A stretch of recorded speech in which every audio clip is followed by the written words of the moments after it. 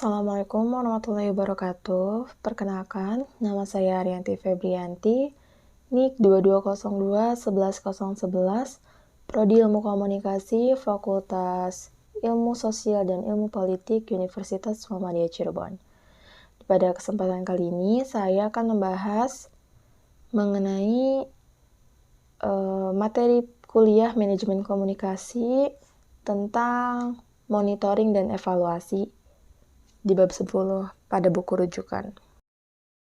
Monitoring dan evaluasi program komunikasi. Pengertian monitoring dan evaluasi. Monitoring merupakan aktivitas yang dilakukan pimpinan untuk melihat, memantau jalannya organisasi selama kegiatan berlangsung, menilai ketercapaian tujuan, serta melihat faktor pendukung dan penghambat pelaksanaan program. Dalam monitoring atau dalam pemantauan, biasanya itu data yang dikumpulkan dan dianalisis. Selanjutnya akan ada hasil analisis, interpretasi, dan dimaknakan sebagai pemasukan bagi pimpinan untuk mengandalkan perbaikan. Evaluasi adalah proses untuk mengidentifikasi masalah, mengumpulkan data, menganalisis data, menyimpulkan hasil yang telah dicapai, menginterpretasikan hasil menjadi rumusan kebijakan, dan menyajikan informasi atau rekomendasi untuk pembuatan keputusan berdasarkan aspek kebenaran hasil evaluasi. Perbedaan monitoring dan evaluasi. Monitoring biasanya dilakukan pada saat program masih berjalan, sedangkan evaluasi dapat dilakukan ketika program masih berjalan maupun sudah selesai. Dilihat dari pelakunya, monitoring ini biasanya dilakukan oleh pihak internal, sedangkan evaluasi dilakukan oleh pihak internal maupun pihak eksternal. Untuk evaluasi sendiri biasanya dilakukan untuk memperoleh fakta atau kebenaran dari suatu program beserta dampaknya, sedangkan untuk monitoring hanya melihat keterlaksanaan program, faktor pendukung dan penghambatnya. Seperti itu. Lalu ada prinsip monitoring dan evaluasi.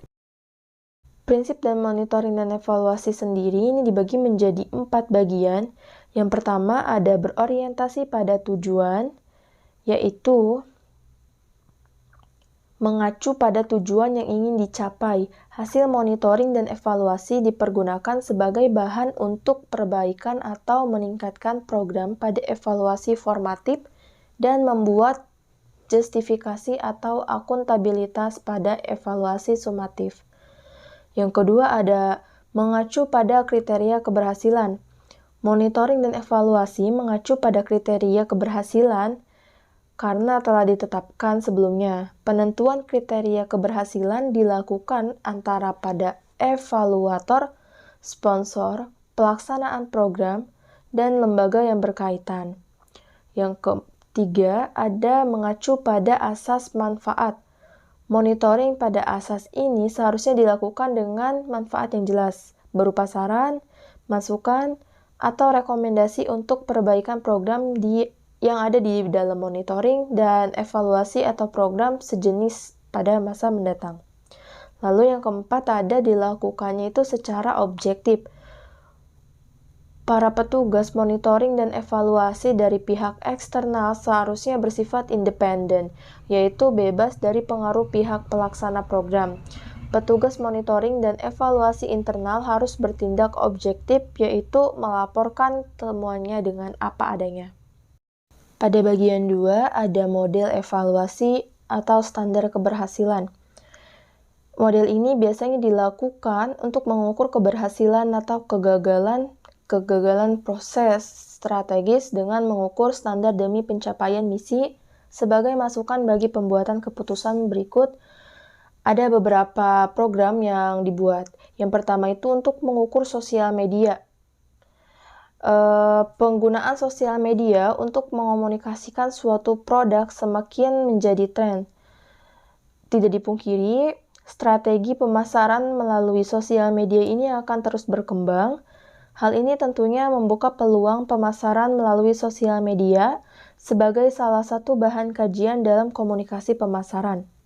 Peluang bertambahnya kajian mengenai sosial media marketing akan menambah warna pada ranah penelitian ilmu komunikasi, khususnya yang berkaitan dengan bidang komunikasi pemasaran. Lalu yang kedua ini ada Prepare, Implementation, and Impact, PII model. Nah, pada model ini itu dikembangkan oleh Catlip et al. Model PII merupakan riset yang menggali pelaksanaan program public relation dari preparation atau persiapan, kemudian dilanjut ke implementation atau pelaksanaan, dan yang terakhir ada impact atau dampaknya. Hal ini memberikan pedoman untuk mengevaluasi persiapan dan proses perencanaan dalam organisasi, pelaksanaan taktis, dan dampak atau hasil dari setiap usaha yang dilakukan. Proses perencanaan atau planning ini untuk mengukur dan mengevaluasi hasil riset yang telah dilakukan. Proses pelaksanaan atau implementasi biasanya dilakukan untuk melacak keberhasilan dari taktik, yaitu penempatan media dari langkah lainnya yang sesuai dengan taktik pelaksanaan. Lalu untuk dampak atau impact, ini biasanya untuk mengukur dan mengetahui usaha yang telah dijalankan dari program tersebut. Lalu model yang ketiga ini ada kriteria evaluasi. Tujuan dari kriteria evaluasi adalah untuk memberikan arahan perencanaan dan mengidentifikasi hasil yang menentukan keberhasilan atas tujuan yang telah ditetapkan. Kriteria evaluasi dikembangkan melalui model-model evaluasi yang digunakan. Ada 4 model pengembangan yang dapat dilakukan, yaitu ada preordinate, fidelity, natural adaptive, dan proses. Yang pertama ada pendekatan preordinate. Preordinate memiliki 2 karakteristik. Yang pertama, untuk ditetapkan sebelum pelaksanaan evaluasi. Ini sifatnya mengingat karena ditetapkan sebelum evaluator turun ke lapangan. Yang kedua, seperti pada pandangan teoritis, ini bersumber pada standar tertentu yang dikumpulkan tradisi yang sudah dianggap baik. Lalu yang kedua ada pendekatan fidelity. Pendekatan ini pada dasarnya ada kesamaan prinsip dengan preordinate, yakni kriteria yang dikembangkan sebelum evaluator turun ke lapangan untuk mengumpulkan data. Bedanya, pada hakikat evaluasi yang digunakan pendekatan fidelity tidak menggunakan kriteria yang bersifat umum atau universal, sebagaimana tuntutan pendekatan preordinate. Lalu yang ketiga ada pendekatan gabungan mutual adaptif. Pendekatan ini merupakan perpaduan antara pendekatan preordinate, fidelity, dan proses. Kriteria yang digunakan dikembangkan dari karakteristik program dari luar, seperti berdasarkan pandangan secara teori dari para pelaksana dan dari pemakai program. Lalu yang keempat ada pendekatan proses. Pendekatan ini mengembangkan kriteria selama proses evaluasi berlangsung. Kriteria yang diperoleh melalui wawancara, observasi, atau studi dokumentasi. Pendekatan ini berhubungan dengan aplikasi pendekatan kualitatif. Pada bagian 3 ada aplikasi konsep evaluasi program komunikasi. Ini dibagi menjadi 4. Yang pertama itu ada arti penting evaluasi program komunikasi.